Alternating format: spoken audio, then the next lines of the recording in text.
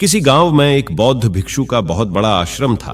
हजारों शिष्य उस बौद्ध भिक्षु से मिलने बहुत दूर दूर से ज्ञान ग्रहण करने के लिए आते थे। एक बार उनके पास एक ऐसा शिक्षा पहुंचा जो बहुत बोलता था, हमेशा बोलता ही रहता था। वह जब गांव में भिक्षा लेने के लिए जाता तो हर घर से एक नई कहानी लेकर आता और आश्रम पहुंचकर दूसरे शिष्यों को वह कहानी सुनाने लगता। मौका मिलते ही एक शिष्य की दूसरे से बुराई करता, चुगली करता और दूसरों के सामने अच्छा बनने का प्रयास करता। खुद के मुंह से खुद की तारीफ करने लगता और हमेशा ही खुद को गुरु के सामने सबसे बुद्धिमान और उत्तम साबित करने का प्रयास करता। वह खुद को दूसरे शिष्यों से अलग और श्रेष्ठ मानता था। उसका कहना था कि मैं एक अमीर घर का बालक हूं। अगर मैं चाहता तो एक आरामदायक और सुविधाओं से भरा जीवन जी सकता था, लेकिन मैं वह सब छोड़कर यहां आ गया क्योंकि मुझे सत्य की खोज करनी थी, खुद को जानना था, जीवन को जानना था। इसीलिए मेरा त्याग तुम सबसे बड़ा है। एक दिन गुरुजी आश्रम के सभी शिष्यों बुलाकर कहा, आप सभी को अगले 1 माह के लिए कोई ना कोई संकल्प लेना है।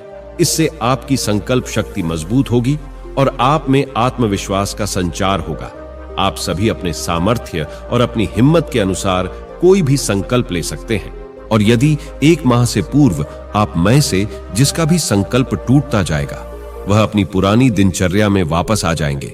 सभी शिष्यों ने अपनी शक्ति और अपनी हिम्मत के अनुसार छोटे बड़े संकल्प ले लिए और गुरु को अपने अपने संकल्प के बारे में बताकर वहां से चले गए। लेकिन वह शिष्य है जो खुद को सबसे अलग और सबसे बड़ा दिखाना चाहता था। उसी दिन गुरु की कुटिया में पहुंच गया और बोला कि गुरुजी मैं कोई छोटा मोटा संकल्प नहीं लेना चाहता, बल्कि कोई महान और बड़ा संकल्प लेना चाहता हूं। कृपया करके आप ही बताएं कि मुझे क्या संकल्प लेना चाहिए।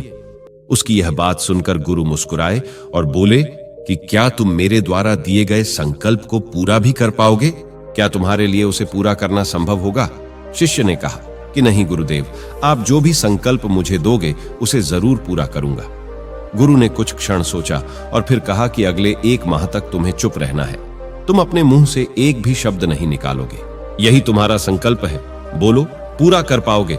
शिष्य ने हंसते हुए कहा कि गुरुदेव, यह भी कोई संकल्प हुआ? यह तो बहुत ही आसान है। आप कोई बड़ा संकल्प दीजिए जिसे पूरा करने में मुझे समस्या हो। गुरु ने कहा कि पहले तुम यह संकल्प पूरा करके दिखाओ। शिष्य ने गुरु की बात मान और वो उसी समय चुप हो गया और पलटकर कुटिया से बाहर चला गया। उसे चुप रहना बहुत आसान लग रहा था। उसने एक दिन तो जैसे तैसे चुप रहकर काट लिया, लेकिन दूसरे दिन से उसके मन में ना बोलने का बोझ पड़ने लगा। तीसरे दिन उसे भारीपन महसूस होने लगा और चौथे दिन उसके अंदर एक अजीब सी बेचैनी होने लगी क्योंकि आसपास आश्रम के सभी शिष्य दूसरे से बातें कर रहे थे। वह भी अपना पक्ष उनके सामने रखना चाहता था, उनकी बोलती बंद कर देना चाहता था, लेकिन उसका संकल्प उसके आड़े आ रहा था। इसीलिए पूरे दिन सिर्फ मुंह आंखें बनाता रहता है। इसी तरीके से कुछ दिन और बीते और वह शिष्य बीमार पड़ गया। उसका सर फटा जा रहा था, उसका खाने पीने का मन तक नहीं कर रहा था, उस सिर्फ बोलना चाहता था। वह गुरु के पास गया और उनके सामने बैठकर लिखकर उन्हें बताया, गुरुदेव, मैं बोलना चाहता हूं, बिना बोले मुझे सांस नहीं आ रही, मेरा दम घुटता जा रहा है, मैं अंदर ही अंदर पागल हुआ जा रहा हूं, मैं क्या करूं? संकल्प तोड़ दूं क्या? यह पढ़कर गुरु मुस्कुराए और बोले कि संकल्प तो तोड़ने के लिए ही होते हैं, लेकिन जो अपने संकल्प को पूरा कर लेता है वही अपनी आंतरिक शक्ति को बढ़ाता है, और जो अपनी आंतरिक शक्ति को बढ़ा देता है वह समझ और जागृति की राह पर आगे बढ़ जाता है। संकल्प लेना भी तुम्हारे हाथ में था और इसे तोड़ना भी तुम्हारे हाथ में है। तुम्हारे बहुत से भाई अपने संकल्प को तोड़कर अपनी पुरानी दिनचर्या पर वापस आ चुके हैं। अगर तुमसे नहीं हो पा रहा तो तुम भी अपना संकल्प तोड़कर अपनी पुरानी दिनचर्या पर वापस आ सकते हो। लेकिन याद रहे, अगर आज तुम इस छोटे से संकल्प को नहीं संभाल पा रहे हो तो तुम अपनी बाकी की पूरी जिंदगी को कैसे संभाल सकोगे? बाकी फैसला पूरी तरह से तुम्हारे हाथों में है। गुरु की यह बात उस शिष्य के दिल पर चोट कर गई। वह बिना कुछ बोले वहां से वापस चला गया और खुद को अपनी कुटिया में बंद कर लिया। वह केवल अपने जरूरी काम के लिए कुटिया से बाहर निकलता, बाकी सारे समय कुटिया के अंदर ही बैठा रहता था। 15 दिन बीत चुके थे और आश्रम के लगभग सभी शिष्यों का संकल्प अब टूट चुका था, लेकिन उसका संकल्प अभी भी जारी था। संकल्प लेने के बाद से अब तक उसने एक शब्द भी नहीं बोला था। सारा आश्रम हैरान था कि इतना बोलने वाला इंसान चुप कैसे हो गया। 15 दिन बीतने के बाद वह दोबारा अपने गुरु के पास गया और लिखकर बताया कि गुरुदेव, बाहर से तो मैं चुप हूं, लेकिन भीतर बहुत सी आवाजें हैं, बहुत सी चीख पुकार और शिकायतें हैं। मैं अंदर ही अंदर बहुत करता रहता हूं। मेरा मन तरह तरह के प्रश्न पूछता रहता है और मैं बाहर से जितना मौन हूं, भीतर से उतने ही शोर शराबे से भरा हुआ हूं। क्या इस तरह से मेरा संकल्प अभी भी जारी है? गुरु ने कहा कि हां, तुम्हारा संकल्प अभी भी जारी है, लेकिन जब तक लोगों की आवाज तुम्हारे कानों में पड़ती रहेगी, तुम्हारा मन बोलता रहेगा, क्योंकि इसे तो आदत है बोलने की। तुम भले ही बाहर चुप रहो, तुम्हें इन बातों से, इन आवाजों से दूर जाना पड़ेगा। शिष्य गुरु को प्रणाम कर वहां से चला जाता है और सुबह होते ही अपनी कुटिया छोड़कर जंगल की तरफ चला जाता है। कई दिन बीत जाते हैं, संकल्प का समय भी पूरा हो जाता है, लेकिन शिष्य लौटकर कभी नहीं आता। आश्रम में सभी को डर था कि कहीं जंगली जानवरों ने उसे अपना निवाला तो नहीं बना लिया। इस बीच उसे ढूंढने की भी बहुत कोशिश की गई, लेकिन वह कहीं नहीं मिला। सभी गुरु भाइयों ने मान लिया कि जंगली जानवरों ने उसे अपना शिकार बना लिया है, लेकिन गुरु को ऐसा नहीं लगता था। एक दिन आश्रम का एक दूसरा शिक्षक गुरु के पास आया और बोला कि गुरुदेव, हमारे उस अधिक बोलने वाले भाई के साथ क्या हुआ होगा? क्या जानवरों ने उसे मार दिया होगा? गुरु ने कहा कि हो सकता है कि जानवरों ने उसे अपना शिकार बना लिया हो, लेकिन उसके ना लौटने की एक दूसरी वजह भी हो सकती है। शायद उसे वह मिल गया है जिसके लिए वह गया था। फिर शिष्य ने पूछा कि गुरुदेव, क्या ज्यादा बोलना कितना हानिकारक हो सकता है? गुरु ने कहा कि इंसान के जीवन के बहुत सारे दुख होने से एक दुख ये भी है कि वह कभी चुप नहीं रह सकता, हमेशा कुछ ना कुछ बोलता ही रहता है। सिर्फ हमारे बोलने के कारण हमारे आधे से ज्यादा दुख पैदा होते हैं। परिवार के अधिकतर झगड़ों की वजह हमारा बेमतलब बोलना ही होता है। हमने से कोई भी चुप रहना ही नहीं चाहता। हम बस सामने वाले को अपने मन की सारी बातें सुना देना चाहे, सामने वाला उसे सुनना चाहे भी नहीं, और इसी तरीके से हम भी बेमतलब की बातें बोलते रहते हैं और अपने अंदर दूसरों की बेमतलब की बातें भरते रहते हैं और जिंदगी भर यही चलता रहता है। लेकिन इस नासमझी में हमें अपना समय, अपना जीवन, अपने समझ और सबसे महत्वपूर्ण वो कीमती पल जो जिए जा सकते हैं, जिनमें आनंद की प्राप्ति हो सकती है, ये सब हम खो देते हैं। लेकिन इसके बदले हमें मिलता क्या है? कुछ नहीं, और सब व्यर्थ और बर्बाद हो जाता है। इस पागलपन में हमने कितने कीमती पलों को खो दिया। इसका एहसास केवल कुछ ही लोगों को हो पाता है। बाकी लोग खुद के बारे में वह जानते ही नहीं। उसी तरह उन्हें कभी पता नहीं चल पाता, वो खुद की कभी खोज नहीं कर पाते। शिष्य ने पूछा, तो गुरुदेव, फिर इसका समाधान क्या है? गुरु ने कहा कि पूरी जागरूकता के साथ अपने विचारों को देखना यही एकमात्र तरीका है। सारी मानसिक समस्याओं का वर्तमान में रहकर चिंतन करना, पूरी जागरूकता के साथ अपना काम करना जिंदगी में चमत्कारिक बदलाव ला देता है। कुछ लोग हमेशा चिंता करते रहते हैं, लेकिन चिंता की जगह उन्हें चिंतन करना चाहिए। चिंतन करने से ही आदमी अपनी आंतरिक स्वरूप को पहचान पाता है। उसके बाद वह शिष्य अपने प्रश्नों का उत्तर पाकर उनको प्रणाम करके वहां से चला जाता है। ज्यादा बोलने वाले शिक्षकों आश्रम छोड़कर गए हुए 3 महीने का समय बीत चुका था, लेकिन उसकी कोई खबर नहीं थी। अब तक तो सभी गुरु भाइयों ने उसके वापस लौटने की उम्मीद भी छोड़ दी थी, लेकिन एक दिन वह आश्रम में वापस लौट आता है। उसे देखकर सभी के आश्चर्य और खुशी का ठिकाना ना रहा। लेकिन अब वह नहीं था जो यहां से गया था, कुछ और बनकर वापस आया था।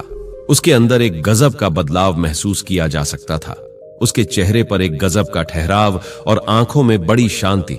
आश्रम में पहुंचते ही सभी गुरु भाइयों ने उसे चारों तरफ से घेर लिया और बातें करने लगे। वह भी अपने गुरु भाइयों से बात करने लगा। उससे बात करने वाले शिष्यों ने अनुभव किया कि अब वह पहले जैसा उतावला और बातूनी नहीं रह गया था। उसके मुंह से एक एक शब्द बहुत ही सुलझे हुए और मधुरता के साथ निकल रहे थे। थोड़ी देर तक गुरु भाइयों से बात करने के बाद वह सीधा गुरु की तरफ चला गया। उसने गुरु के चरण स्पर्श किए और कहा कि गुरुदेव, क्या मैं अभी मौन हूं? क्या अभी भी मेरा संकल्प जारी है? गुरु ने कुछ देर तक शिष्य की आंखों में बड़े ध्यान से देखा और फिर कहा कि हां, तुम अब भक मौन हो। तुम्हारे मुंह से एक भी शब्द नहीं निकल रहा और तुम्हारा संकल्प अभी भी जारी है। शिष्य ने कहा कि गुरुदेव, जब मैं आश्रम से गया था तो मैं मुंह से तो चुप था, लेकिन मेरे अंदर बहुत सी आवाजें थी। मन में बहुत से प्रश्न थे जो बंद ही नहीं हो रहे थे। मैं जंगल तो चला गया, इस उम्मीद से कि मुझे वहां शांति मिलेगी और मेरे मन की बकबक कम हो जाएगी।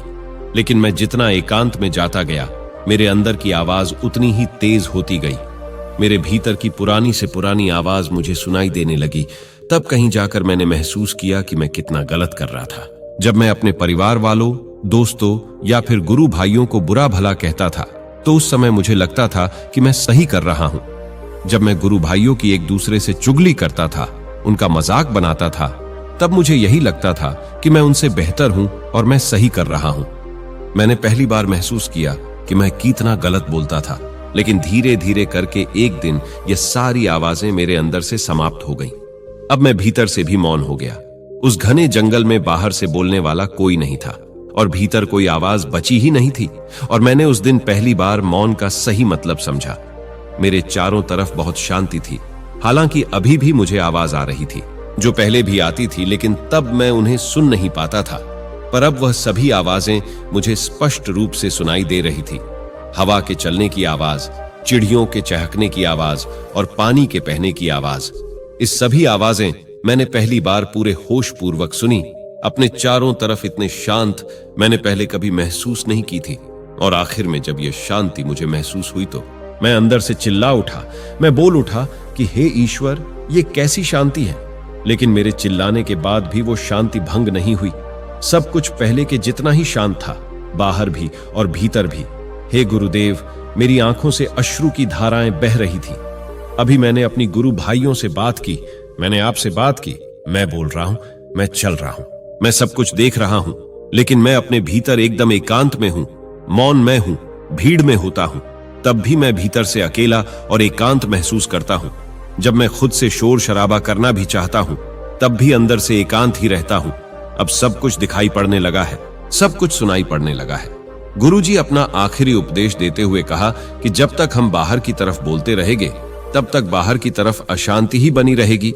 लेकिन जिस दिन हम भीतर की तरफ मोड़ जाएंगे, तब हमारे मुंह से कुछ भी निकलेगा, तब भी हम शांत ही रहेंगे। दुनिया में ज्यादातर समस्या हमारे बोलने से ही उत्पन्न होती है, क्योंकि हम चुप रहना कभी चाहते ही नहीं है। चुप रहना भी एक बातचीत होती है, लेकिन वह हमारी अंतरात्मा से बातचीत होती है, हमारी आंतरिक बातचीत होती है। हमें जितनी जरूरत है, हम उससे कहीं ज्यादा बोलते हैं। हम सामने वाले को सुनना नहीं चाहते, बल्कि उसकी बोलती बंद कर देना चाहते हैं। उसे समझा देना चाहते हैं कि मैं कौन हूं, मैं क्या कर सकता हूं। और यही हमारी जिंदगी का मकसद बनकर रह जाता है। हमारी सारी ऊर्जा इस व्यर्थ के बोलने में बर्बाद होती रहती है। इसी तरह से समाज में लोगों का जीवन दुखों से भर जाता है, जो हमेशा एक दूसरे को सुनाने में लगे रहते हैं। कभी एक दूसरे को सुनना चाहते ही नहीं, समझना ही नहीं चाहते, और चुप रहना तो उन्होंने कभी सीखा ही नहीं, क्योंकि चुप रहना उन्हें छोटा महसूस करवाता है। दुनिया की सभी लड़ाइयों का कारण हमारा ज्यादा बोलना ही होता है। इसीलिए हमें सिर्फ उतना ही बोलना चाहिए जितना जरूरी हो, क्योंकि व्यर्थ का बोलना ऊर्जा को नष्ट करता है, और यह बोलना ही हमें भीतर की ओर लौटने नहीं देता, क्योंकि यह हमें बाहर की ओर खींच कर रख। लेकिन अगर हमें अपने भीतर के संसार की ओर मुड़ना है, अपनी भीतर की यात्रा करनी है, तो हमें अपने मुंह को बंद रखना चाहिए। इसीलिए जितने भी बुद्ध हुए, आत्मज्ञानी हुए, वो सभी एकांत की ओर भागे, ताकि उन्हें ज्यादा बोलना ना पड़े, ज्यादा सुनाना ना पड़े। वह एकांत में रहे और शांत रहे, इसीलिए आसानी से भीतर की यात्रा कर पाए। लेकिन अगर कोई चाहे तो इस संसार में रहकर भी एकांत में रह सकता है, शांत रह सकता है, लेकिन इसके लिए उन्हें अपनी ऊर्जा बचानी होगी, जिससे वह अब तक अपनी उपस्थिति शब्दों में बर्बाद करते रहे हैं। बोलना ही हमें भीतर की ओर लौटने नहीं देता। और यह कहकर गुरु और शिष्य दोनों मौन हो जाते हैं और मौन करते हुए गहरे ध्यान में प्रवेश कर जाते हैं। तो दोस्तों, कैसी लगी ये कहानी? आपको कमेंट सेक्शन में जरूर बताना है, और अच्छी लगी हो तो इस चैनल को सब्सक्राइब करके नोटिफिकेशन बेल आइकन जरूर ऑन कर देना। तो मिलते हैं अगली कहानी में, तब तक के लिए मौन रहने का प्रयास करें।